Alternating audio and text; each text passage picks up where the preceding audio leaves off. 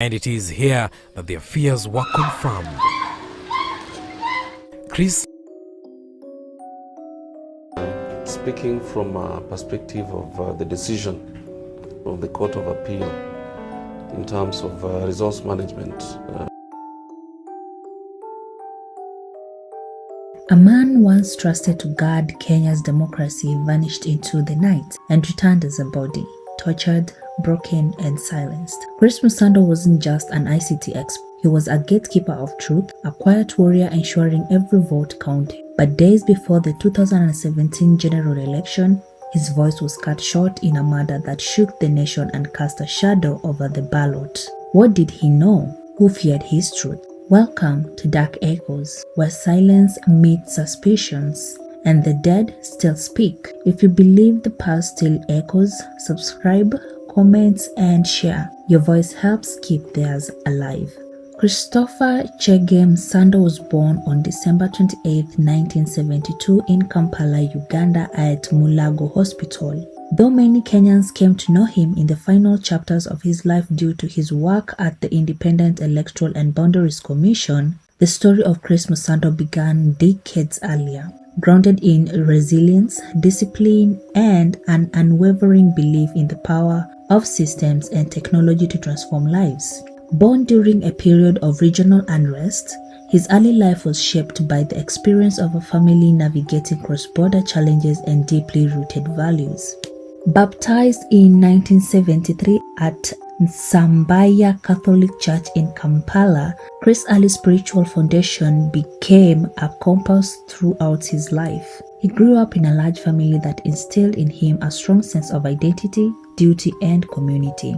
Among his siblings and step-siblings were Maurice Msando, Peter Msando, Alice Odongo, Thomas Msando, Patricia Apondi, and the late Celestine Msando.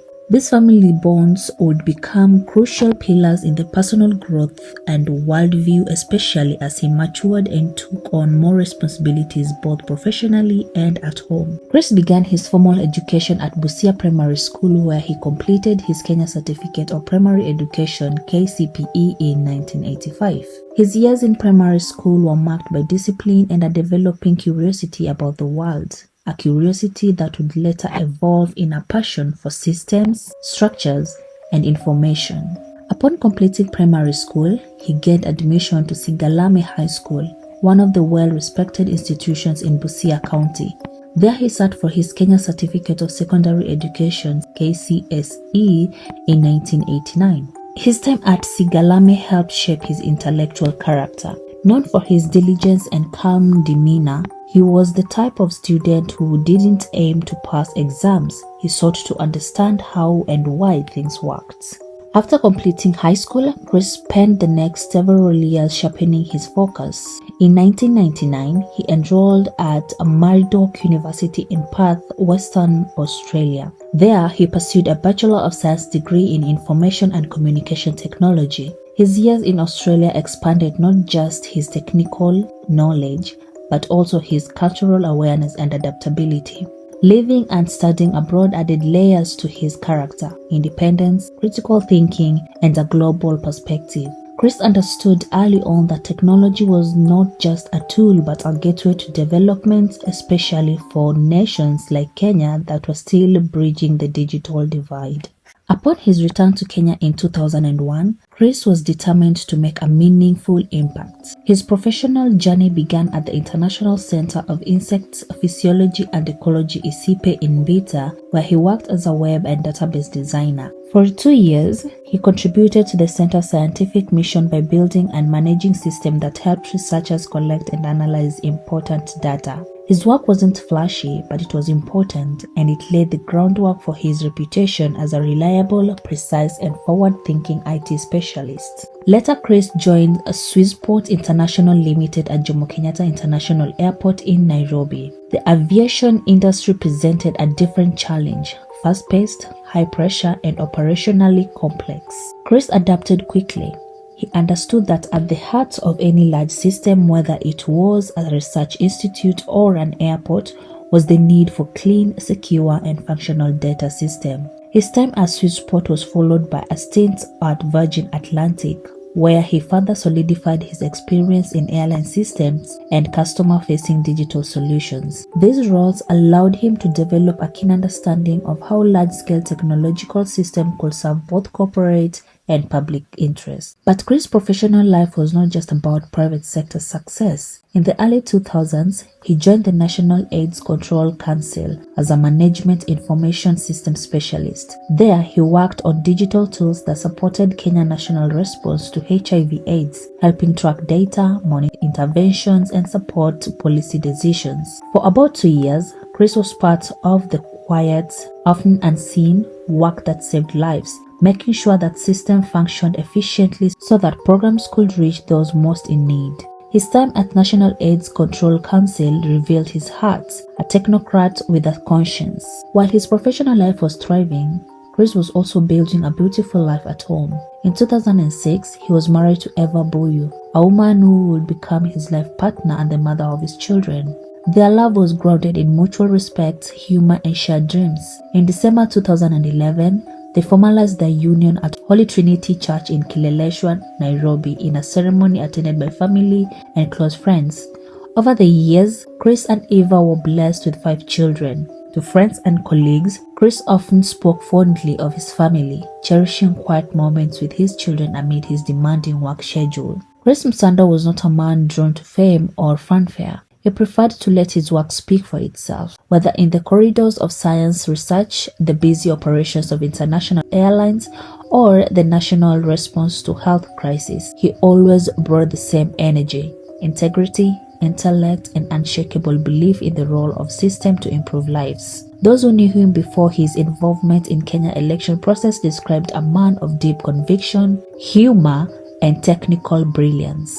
Before the political spotlight and public attention even found him, Chris Msando had already built a legacy. He was a father, husband, a brother, and a professional who believed that technology, when used right, could be a force of transparency, justice, and social progress.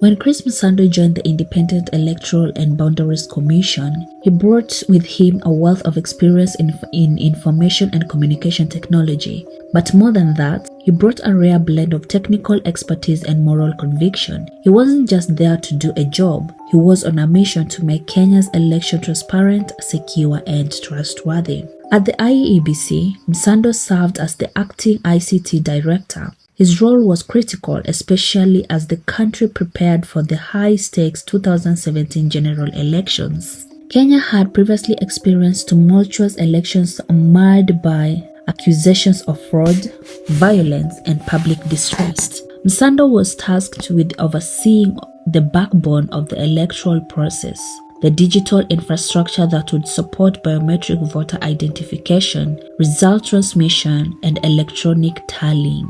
Msando understood that in a democracy, technology could either be a shield or a sword. He worked tirelessly to ensure it would be a shield, protecting the integrity of the vote and preventing manipulation.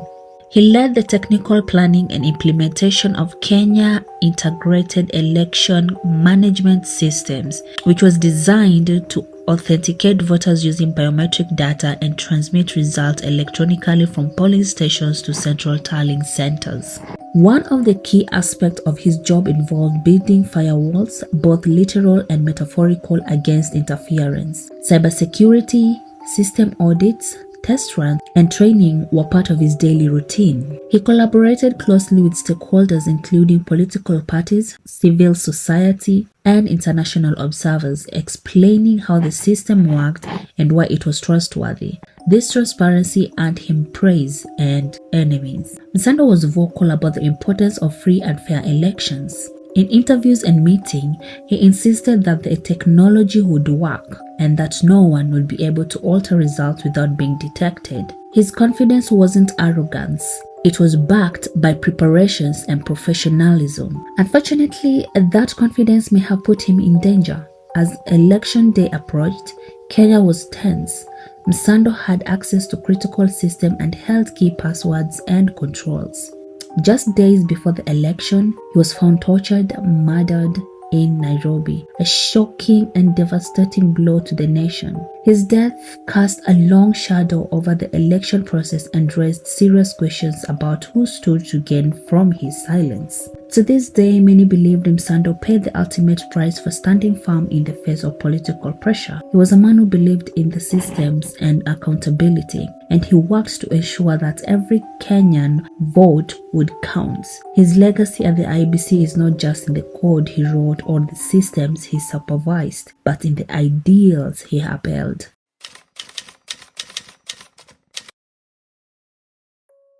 On the night of Friday, July 28, 2017, Chris Msando, the then acting ICT director at Kenya's Independent Electoral and Boundaries Commission, disappeared. He had just appeared on a television interview that evening, reassuring Kenyans that the electronic voting systems were secured and tamper-proof.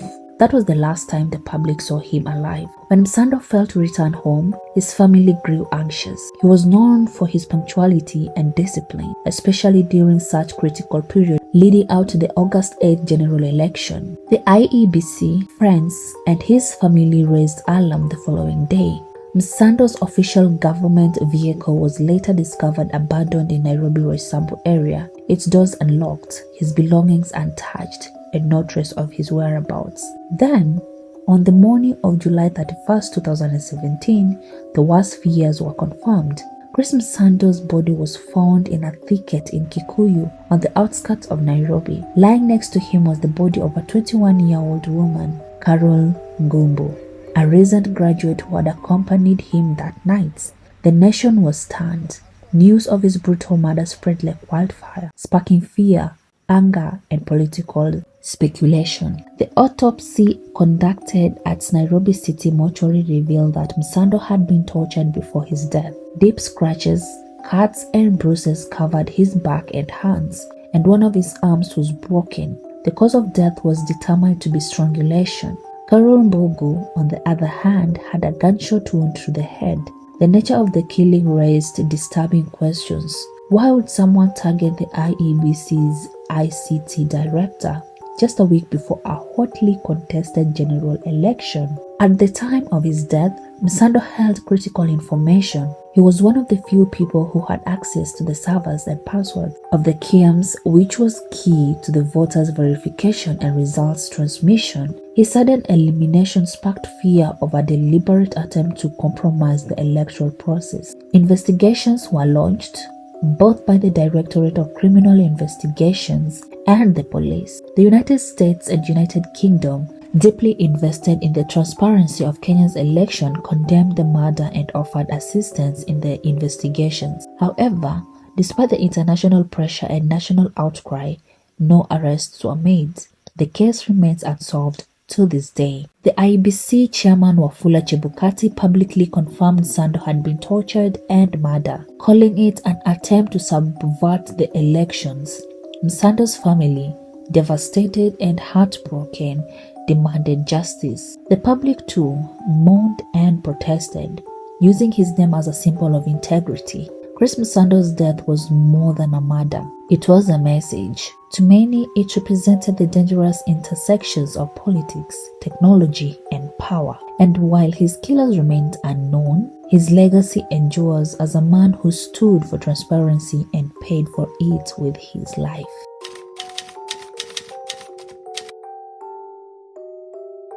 The death of Chris Msando had sparked numerous theories due to its timing, brutality, and political implications.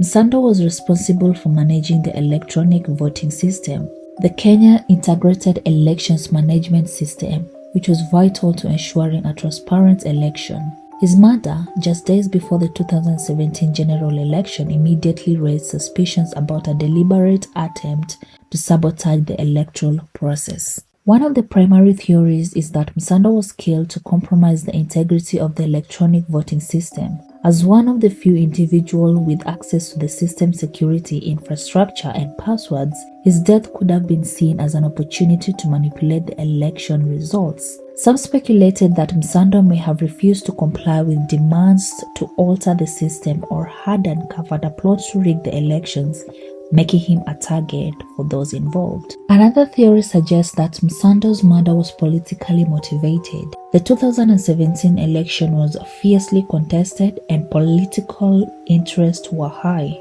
Some believe that Msando's commitment to ensuring a fair and transparent election made him a threat to certain functions that sought to control or influence the electoral process. By eliminating him, those factions could have hoped to open a path for election tampering. Additionally, some theories point to the involvement of rogue elements within the states or intelligence agencies. Given the tense political climate, it's been speculated that these groups might have been behind the killing to remove a key figure who could obstruct their plans to manipulate the election's outcome. Finally, while some try to frame the murder as a personal issue, the nature of the killing, torture, and execution style shooting suggested a far more calculated and deliberate action, one deeply tied to the election process. Ultimately, the lack of an arrest and the stalled investigation have kept the true motives behind Msando's death shrouded in mystery, leading many to view it as an intentional effort to undermine Kenya's democratic process. And so, as we reflect on the life and tragic death of Chris Msando, we are reminded that democracy is not just built at the ballot box, but also in the courage of those who work behind the scenes to protect it.